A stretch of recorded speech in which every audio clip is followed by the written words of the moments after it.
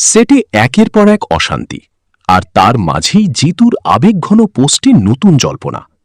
একসময় পরজন্ম আর বয়সের ফারাকের প্রেম নিয়ে শুরু হয়েছিল এক অন্যরকম গল্প, কিন্তু এখন চিরদিনই তুমি যে আমার ধারাবাহিক চর্চায় শুধুই সেটের ঝামেলার কারণে।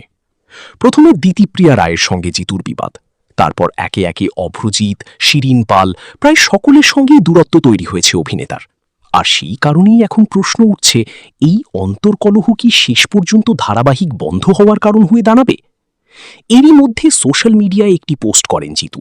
সেটের বেঞ্চে শুয়ে থাকা একটি ছবি পোস্ট করে লেখেন, হাজারো বাগবিতণ্ডা হয়েছে, হচ্ছে, হবে, কিন্তু আমার মতো আমার ফ্লোরকে মন্দির সম ভালো কেউ বাসতে পারবে না।